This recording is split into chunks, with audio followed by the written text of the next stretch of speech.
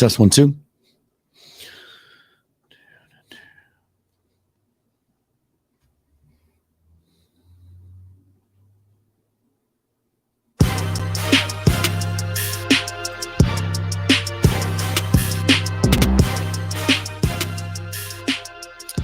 Well, it had to happen eventually, right? The Seahawks suffer their first, what I would call, bad loss of the year. Game that they probably should have won. Game where I think their roster matched up, was the better roster overall than the other team. Had everything working in their favor. Home game, coming off a bye, totally rested, completely healthy roster. Playing a Las Vegas Raiders team that was coming off a win against the Russell Wilson-led Broncos on Sunday night in overtime and starting to feel good about themselves first year under coach Josh McDaniels. But Seahawks lose a shootout in overtime, 40-34 today to drop to 6-5. I'm here to give you my rapid reaction. I am Dan Viennes. This is the Field Gulls podcast. And let's talk about this one.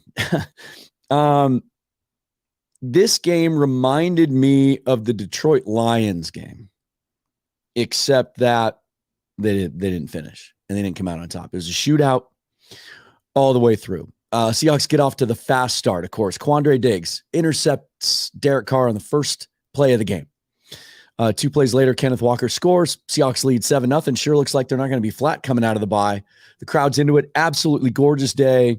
The forecast all week long, by the way, had called for a terrible, ugly, rainy, sloppy track on Sunday. And the forecast changed yesterday, and today it held true. 45-ish degrees, sunny, beautiful, no wind, perfect conditions. Seahawks jump out 7-0. And then it was a seesaw battle and a shootout from there. End of one, Seahawks lead 10-7. At halftime, Vegas leads 24-20. It's tied at 27 after 3, and it's tied at 34 after regulation. We go to overtime. And here's we're going to start by talking about Geno Smith, and then I will tell you what I feel about his performance today. Talked earlier this week on the show in both the Raiders preview and with Dana about how, as good as Geno Smith has been, as consistent as he's been, there's one thing he hasn't done yet. And this goes back to last year when he got the chance, the 3 games that he played in place of Russell Wilson when he was hurt, is he's finished off some games, but he hasn't had the ball in his hands, tied or behind with a chance to win the game late and take the Seahawks down the field and score to win the game. He hasn't done that yet. And that's something we got spoiled with watching Russell Wilson, right? It was something he was known for. Kind of lived for that. And in a way that the Seahawks learned to play for that. Much different team now. But he had 2 chances to do that today. One at the end of regulation and one in overtime. At the end of regulation, a couple minutes left. Seahawks need to get to about the 37 to give Jason Myers a chance for a 55-yard field goal, something that's completely within his range. And again, perfect kicking conditions. And he didn't get it done. Skipped a ball, wide open Tyler Lockett over the middle for about a 10-yard gain. It would have been. He skipped the ball to him, threw it short. Next play, throws an out route, DK Metcalf. Ball's a little wide, but Metcalf makes a diving attempt at it. Was ruled initially a catch on the field, a long replay review, and they overturned it. And then on third down, Geno takes a sack. And that's something I'm going to get to in a minute. That has become a trend. And it's the one chink so far in Geno's armor thus far. So Seattle has to punt. So we go to overtime. Raiders get the ball back with about 45 seconds left, and they just play for overtime. In overtime, Raiders get the ball first. Daniel Carlson misses a 55-yard field goal attempt. Just wide right. And then Geno gets another chance. Starts with a 5-yard completion to Tyler Lockett. And then the Hawks inexplicably decide to run up the middle to Kenneth Walker. And we're going to talk about why that was an inexplicable decision in a minute when we talk about just how they hadn't. It's the epitome of banging your head against the wall. They just hadn't had any success running the football all day. And then 3rd and 5, Geno, incomplete. Seahawks have to punt. First play from scrimmage. Raiders hand it to Josh Jacobs. He goes 86 yards for the touchdown to win it 40-34. So Geno has 2 opportunities, and he didn't get it done today. But again, hold on. But let's talk about that sack rate. Okay, these were some great numbers that John Gilbert from Field Goals posted in our group chat. Here's where Geno sits on sack rate by down comparative to the rest of the NFL. On first down, Geno's getting sacked 2.2% of the time. The league is getting sacked 5% of the time on first down. On second down, Geno's getting sacked 1.4% of the time. The league, 5%. So on first and second down, Geno Smith, and I think some of this credit goes to Shane Waldron too, and the things he does on early passing downs. They've really been unpredictable and balanced on those first 2 early downs. Geno's been great. Third downs, Geno's getting sacked just about 21% of the time. And this is on obvious passing downs, okay? This isn't 3rd and 1. These are 3rd and 5, 3rd and 6, 3rd and 7s. 21% of the time he's taking a sack in those situations. The league is just under 10%. So again, these numbers came from John Gilbert, and he surmises that on 3rd and obvious passing situations, that this might be a situation where the Seahawks' inexperience of their offensive line, those young tackles, catches up with them a little bit. And he might be onto something, because the Seahawks have put so much trust in Abe Lucas and Charles Cross, those rookie tackles this year. And for the most part, that trust has been rewarded. They've played exceptionally well by anyone's measure as rookies. But today, Abe Lucas was going up against Max Crosby, one of the most ferocious pass rushers in the entire league. And he got beat a couple of times. Crosby had a sack and a half. There were some other times where there were some pressures, and they were just leaving Lucas alone on an island against Max Crosby, not throwing another tight end over there, not chipping. Seahawks didn't use that bunch tight end, the 3 tight end formation, nearly as much today. It was clearly a game plan decision on their part. But I would also add this to John's analysis. I think what we saw today also was the weakness of the Seahawks offensive line, and that's up the middle. Austin Blythe and Gabe Jackson, to me, I haven't watched the replay yet. I'm going to watch the condensed replay and watch every play over again to get another look with the benefit of replays and the TV angle. But from what I saw, there was a lot of pressure up the middle too. And Austin Blythe and Gabe Jackson were just getting bullied. In the running game as well, there was no place for Kenneth Walker to go. Let me see. I went down here a little bit. I was going to talk about Walker, but he had, what were his numbers overall? 14 carries for 26 yards. He had 2 touchdowns, but 14 carries for 26 yards. Seattle, 65 yards rushing as a whole. Meanwhile, so I talk about that just to give some context to the fact that Geno had an opportunity to save this game, to pull this game out, and he didn't get it done. And it's still something we need to see from him. I'm not saying I need to see it to make a decision on him. I've already decided. I think we all have. But he still needs to get that done. And that's the one thing on his resume he hasn't done yet to this point. But overall, he was really good. He really was. And I heard people even as we were leaving the stadium talking about how good Geno was today. Overall, he was 27 out of 37, 328 yards, 2 touchdowns, 1 interception, rating of 106.6, which is about his season average. The 1 interception was bad. It was right up there with, he had the bad interception at Arizona for the pick 6. This one just threw it right into coverage. I don't know if he thought receiver was going to keep coming and he settled, and maybe he threw it to where he thought the receiver was supposed to be, but he threw it right to the defender. But to his credit, he came back from that, responded. Next time he got the ball, 7 plays, 75-yard touchdown drive. He threw some absolute dimes today. He threw one of the most beautiful balls you'll ever see on the touchdown to Lockett. If you haven't seen the highlight yet, look it up. As much as people said Russell Wilson was the best deep ball thrower in the league, or one of them, over the last 10 years. I think Geno's proven to be just about as good.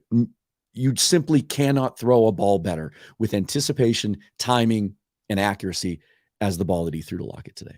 And he had some others like that too, a couple of third down conversions, although there weren't as many of those as there should have been. Third down was a problem today as well. I'll get to those numbers in a second. So this one wasn't on Geno at all. But I just wanted to give some context to the fact that there's still some things he needs to work on. And that not all that falls on him. It can be game planning. It can be helping out those young tackles. It can be play calling. You know, I don't think it helped him in overtime that Waldron calls, or maybe it was a Geno check, I don't know, but calls a run straight up the middle to Kenneth Walker on second and 5, and it goes nowhere. And I don't, if you'd watch that game, I don't know how they might have thought they were going to have any success running, unless they just thought, well, they're not expecting us to. Let's catch them by surprise.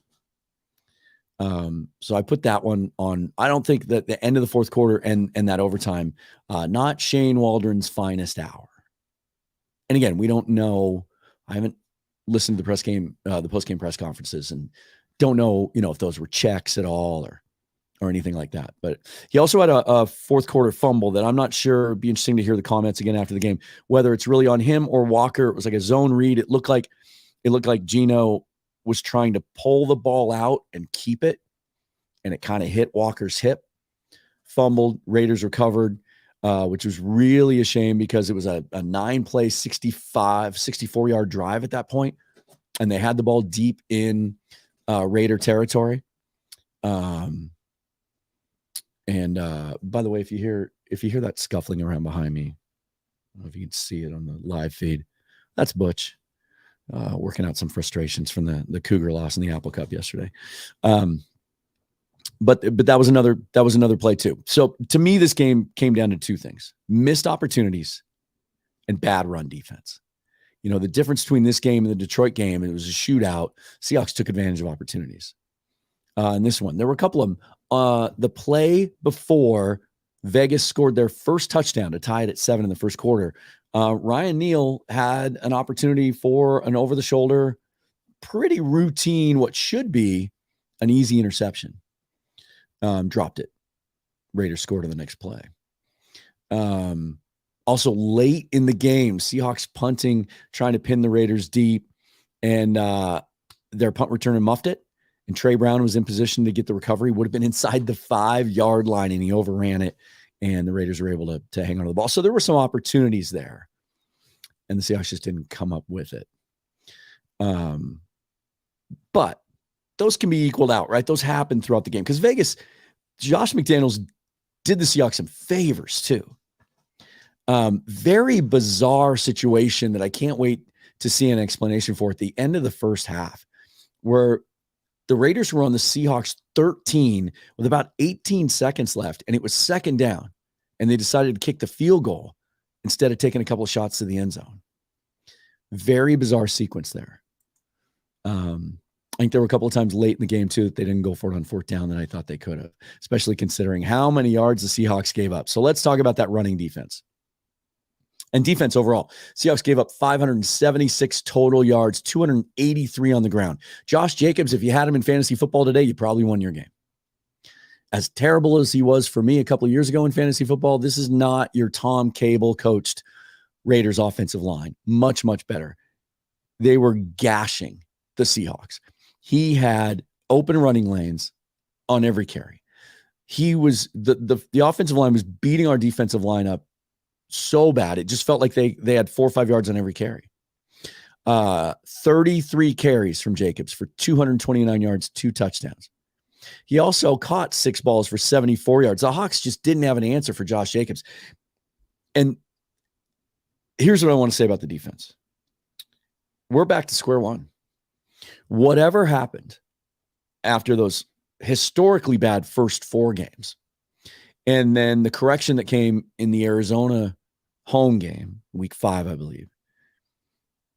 And then they played exceptionally well. And for 4 or 5 games were as good as any defense in the league. 2 weeks ago in Germany against Tampa Bay, giving up 200 yards rushing. And then today, right back to square one. back to square one, can't stop the run. And so they're trying to load up the box. They're not getting any pressure on the quarterback at the same time. Carr had all day to throw. I think they only sacked him once. I think Poona Ford got to him once. But really he went untouched, and he really stood in the pocket and delivered some balls. This defense is right back to where they were. And you wonder now if it's good enough to get this team into the playoffs. We saw it on third down. In particular, the Raiders 8 out of 14. And so many of those were 3rd and 1s, 3rd and 2s, because they were running the ball so effectively on 1st and 2nd down. Seattle only 3 of 9 on 3rd down in this game. And here's a sign, too, that the run defense is struggling as bad as it is. You might look at the stat sheet and think that Jordan Brooks played well. Cody Barton played well. Brooks with 16 tackles. Barton with 12. No. Today is as disappointed as I've ever been in Jordan Brooks. And I've been a Jordan Brooks defender. But he looked like, after seeing what appeared to be some improvement over the last month, he made 16 tackles, but none of those were impacting the line of scrimmage. He's having trouble getting off blocks. He's missing tackles. He's missing gaps. Same with Cody Barton. These guys are making their tackles 5 yards down the field after getting pushed back. They're playing backwards. They're not playing forwards. It's really frustrating to see. Brooks took a couple bad angles on some flat passes, let guys where he had guys maybe for a loss or a short gain, ended up being longer gains. And he got beaten coverage on the Raiders on the tying touchdown at the end of regulation, trying to cover a tight end. This was bad. This was disappointing.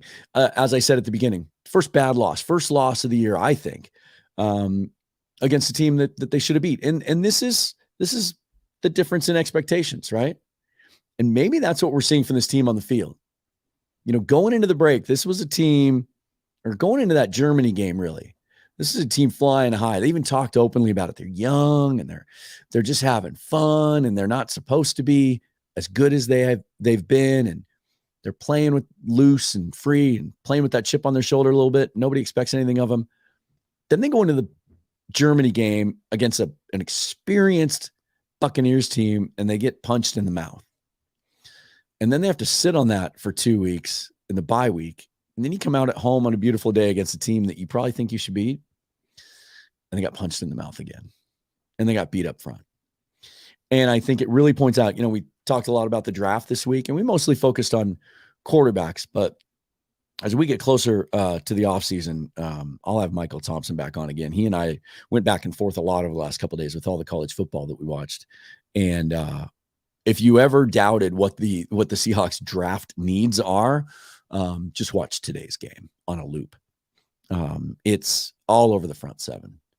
If they spent their first 3 draft picks on defensive tackle, edge, linebacker, and then use their 4th pick on a safety, I'd be cool with that, because they need it. They just don't have guys that are a problem. They don't have guys that can penetrate and just shoot gaps and beat blocks on their own.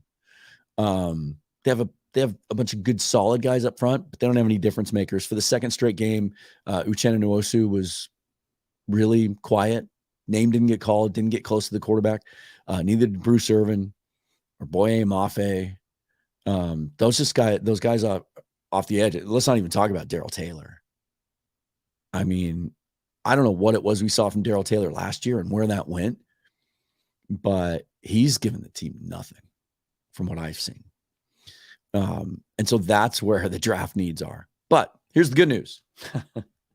Haven't taken a look at the draft position for where the Seahawks move up to with the loss.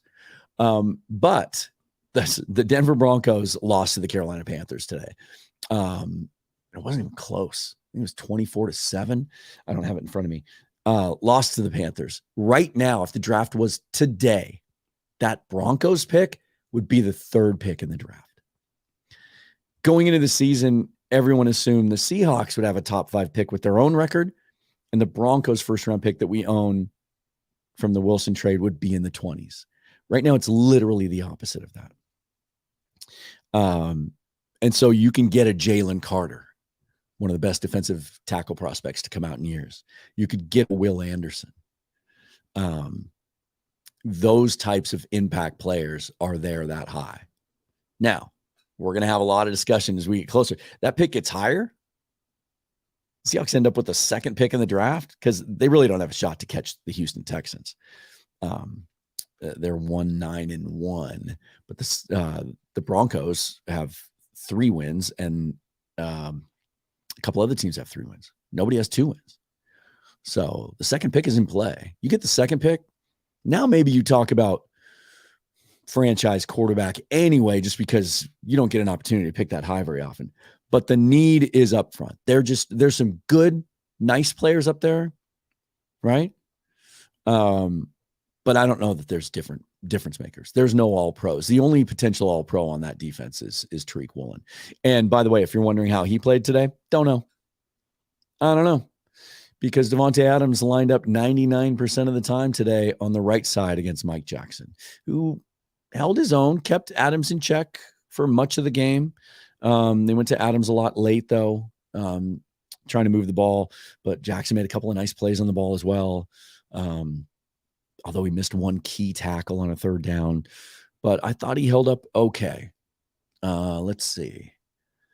Let me just look up Adams' numbers. Well, I don't have it in front of me. But Adams didn't do a lot of damage. He had a similar game. DK Metcalf had 11 catches for 90 yards. I mean, he was thrown to a lot, targeted a lot, but didn't get in the end zone, didn't make a lot of big-time impactful plays down the field.